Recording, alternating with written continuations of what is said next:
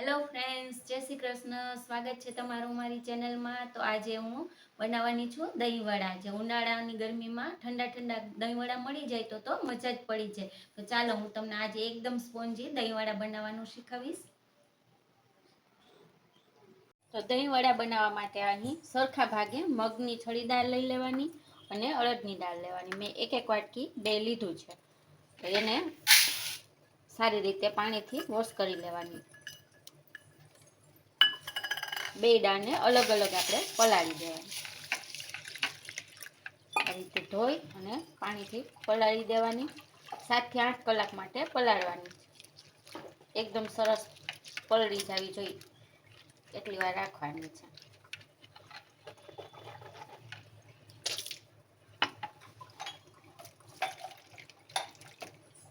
આવી રીતે બે દાળ ધોઈને અને પલાળીને અત્યારે રાખી દઈશ અને ત્યારબાદ આપણે દહીંવડા બનાવવાનું ચાલુ કરીશ. સરસ બે પાણીથી દાળ ધોઈ લીધી છે અને પાણીમાં દાળ ડૂબે આટલું પાણી આપણે એમાં દાળમાં છે ને સરસ પલળી જાય ને એટલે આટલું ડૂબાડૂબ પાણી નાખી દેવાનું. હવે ઢાંકીને રાખી દેવાનું. 7 થી 8 કલાક પલાળવા દેવાનું. તો ફ્રેન્ડ્સ, તમે જોઈ શકો છો આપણે દાળ પલાળી હતી, હું તમને બતાવી દઉં.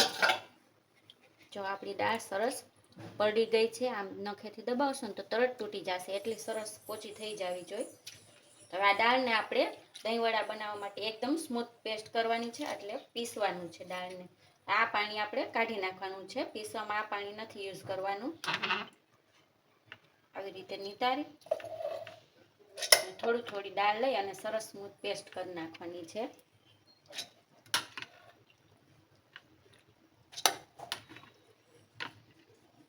આટલું લોચું મિક્સરમાં આપણે એને પીસી લેશું. જરૂર પડે તો 1-2 ચમચી પાણી એડ કરી શકો છો ઉપરથી. આપણે દાળ પીસી લીધી છે. હું તમને બતાવું કેવી બને છે. જો આ રીતના એકદમ સ્મૂથ પીસાઈ જવી જોઈએ એટલી તમારે પીસવાની. હવે એને એક વાસણમાં કાઢી લઈશું. વારા ફરતી આ બંને દાળ સરસ આવી રીતે સ્મૂથ પીસી અને મિક્સ કરી લેવાની છે આપણે. આ બીજી દાળ છે એ પણ પીસી લઈશું.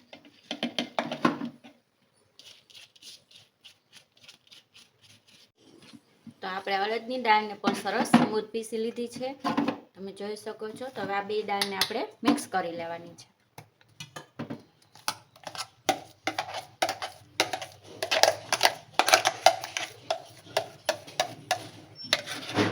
બે દાળને સરસ આ રીતે એકદમ મિક્સ કરી લેવાની છે. પછી આમાંથી આપણે વડા બનાવવાના છે. તો એ આગળની પ્રોસેસ હું તમને બતાવું.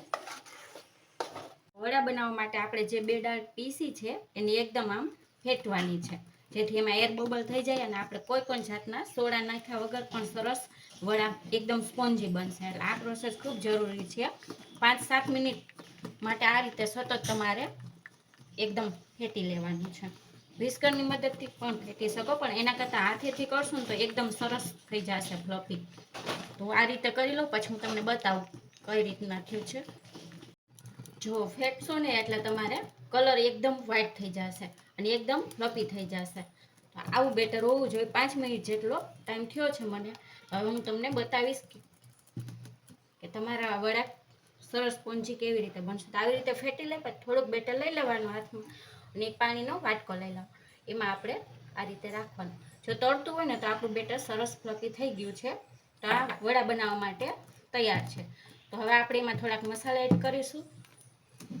સૌથી પહેલાં બેટરમાં આપણે ટેસ્ટ મુજબ નિમક એડ કરી દેવાનું છે. નિમક એડ કરી ત્યારબાદ આપણે 1 ટીસ્પૂન જેટલું જીરું એડ કરી દઈશું. અને આદુ ખમણીને મેં લઈ લીધું છે એ 1 ટીસ્પૂન જેટલું એડ કરી દઈશું. અને થોડીક કોથમીર ઝીણી સમારેલી. આ બધું સરસ એકદમ મિક્સ કરી લેવાનું છે. જ્યાં સુધીમાં મિક્સ કરી ત્યાં આપણે તેલ ગરમ કરવા મૂકી દીધું છે કઢાઈમાં. એકદમ સરસ આ રીતે મિક્સ કરી હવે ત્યારબાદ સીધા વડા બનાવવાના છે. તો વડા બનાવવા માટે તમારે તેલને એકદમ ગરમ નહીં કરવાનું, ફૂલ તાપે નહીં કરવાના, નહીં તો અંદરથી કાચા રહેશે વડા. સરસ મિક્સ થઈ ગયું છે. હવે વડા પાડીશું આપણે. ચેક કરી લેશું તેલ ગરમ થઈ ગયું છે કે નહીં. થોડુંક બેટર નાખીને જો ધીમે ધીમે ઉપર આવે છે એટલે આપણું તેલ ગરમ થઈ ગયું છે. ગેસની ફ્લેમ મીડિયમ રાખવાની છે. તો આપણે આ કાઢી લેશું.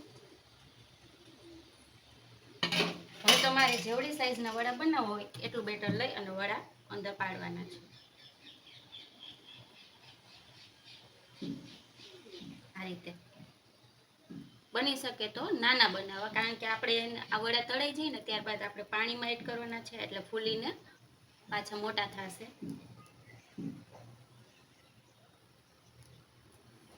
જોઈ શકો છો એની જાતે જ એ સાઈડ ચેન્જ કરી લે છે એટલે આપણા વડા સરસ સ્પોન્જી બનશે. તમારી કડાઈમાં જેટલા સમાય એટલા વડા પાડી લેવાના.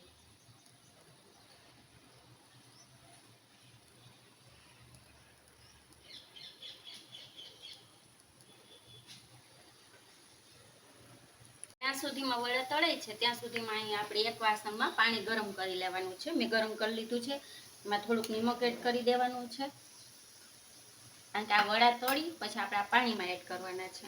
અને થોડીક હિંગ એડ કરી દેવાની છે. બધું સરસ મિક્સ કરી લેશું એટલે આ પાણી તૈયાર આપણે રાખવાનું છે. પહેલાં વડા તળાય ત્યાં સુધીમાં વડા તળાઈ જશે ને એટલે આપણે એમાં એડ કરીશું. આપણે એકદમ બ્રાઉન નથી કરવાના, ગોલ્ડન બ્રાઉન થાય એટલા જ કરવાના છે. તળાઈ જાય પછી હું તમને બતાવું. તો તમે જોઈ શકો છો સરસ વડા ગોલ્ડન બ્રાઉન થઈ ગયા છે. હવે બહાર કાઢી લઈશું.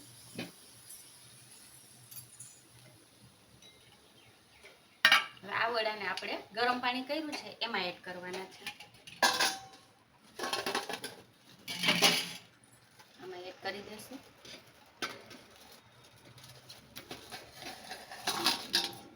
ઢાંકીને 10 મિનિટ રાખવાનું છે એટલે સરસ વડા એકદમ ફૂલીને પોચા થઈ જશે. પછી આપણે આગળની પ્રોસેસ કરીશું. આપણા વડા જ્યાં સુધી પલળે છે ત્યાં સુધીમાં આપણે દહીં બનાવી લેશું. વડામાં ઉપર નાખવા માટે મીઠું દહીં બનાવવાનું હોય છે. તો 1/2 લીટર જેટલું દૂધ મેં મેળવી દીધું હતું. આ ઘરનું દહીં મેં બનાવેલું છે.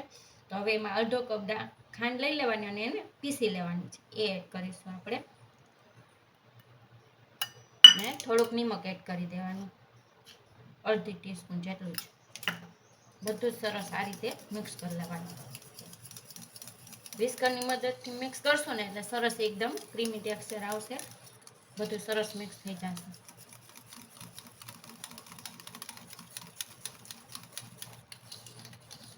આ દહીં આવી રીતે બનાવી અને ફ્રીજમાં મૂકી દઈશું. જ્યારે આપણે સર્વ કરીશું ત્યારે આપણે યુઝ કરવાનો આ ઠંડા દહીંનો. તો ફ્રેન્ડ્સ, આપણે વડાને ગરમ પાણીમાં પલાળ્યા હતા.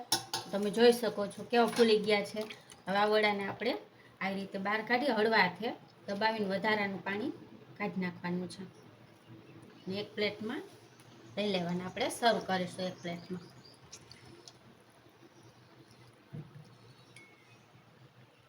આવી રીતે પ્લેટમાં સમય એટલા વડા કાઢી લઈએ. દહીં વડા સર્વ કરશું ત્યારે આપણે તીખી ચટણીનો પણ યુઝ કરતા હોય છે, ગ્રીન ચટણીનો. તેના માટે અહીં કોથમીર લઈ લેવાની છે અને મરચાં લીધા છે 3 નંગ. મેં લીંબુ લીધું છે અને નાનો કટકો આદુ લીધું છે. અને આ ફોદીનો છે. ફ્રેશ ફોદીનો નહોતો એટલે મેં સુકવણી કરેલું હતું એને પલાળી દીધો છે. અને જીરું થોડુંક લેશું, ટેસ્ટ મુજબ નિમક એડ કરવાનું છે. આ બધું જ મિક્સ જારમાં એડ કરી અને સરસ પીસી લેવાનું છે. ફ્રેન્ડ્સ, આપણી ગ્રીન ચટણી તૈયાર છે.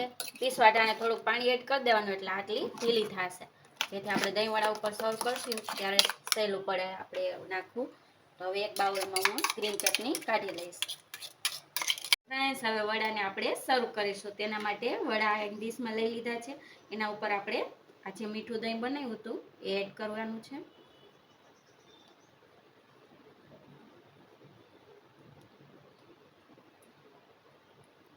આવી રીતે દહીં સરસ ઢકાય એટલું એડ કરી દેવાનું છે. બધા જ વડા ઢકાઈ જવા જોઈએ. ત્યારબાદ ઉપરથી આપણે જે ગ્રીન ચટણી બનાવેલી હતી એ એડ કરીશું. એ તમારા ટેસ્ટ મુજબ વધારે ઓછી નાખી શકો છો તમે. હવે ખજૂર આમલીની આ મીઠી ચટણી છે એ બનાવેલી એ એડ કરીશું.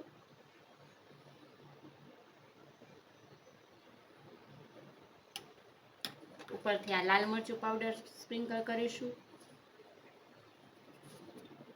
શેકેલા જીરાનો પાવડર સ્પ્રિંકલ કરીશું. એનાથી બહુ મસ્ત ટેસ્ટ આવે છે શેકેલા જીરાનો. હવે દાડમના દાણા એડ કરીશું.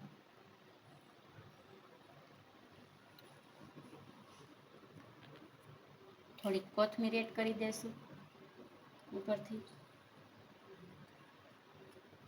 ને અમે સેવ લઈ લીધી છે, તમે થોડી ખારી બુંદી પણ લઈ શકો છો. મેં અત્યારે સેવ લીધી છે એ ઉપરથી થોડી એડ કરીશું.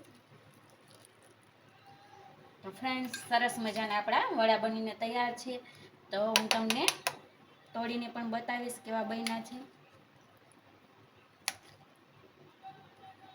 જો એકદમ સ્પોન્જી બન્યા છે, સરસ. બધું સારી રીતે આ રીતે કરીને બનાવશો ને તો બહુ મસ્ત બનશે. એકદમ સ્પોન્જી, બહુ મસ્ત, ઘરે આસાનીથી બની જાય છે વડા. તો આ ઉનાળામાં તમે એકવાર જરૂરથી બનાવજો. અને મારી આ રીતની બનાવશો ને એટલે પરફેક્ટ સરસ જ બનશે. તો તમને મારી આ રેસીપી કેવી લાગી છે કોમેન્ટ જરૂરથી કરજો. ને મારી રેસીપીને લાઈક શેર કરી દેજો. અને આવી જ નવી રેસીપી જોવા માટે તમે અમારી ચેનલને સબસ્ક્રાઈબ કરી દેજો. Thank you.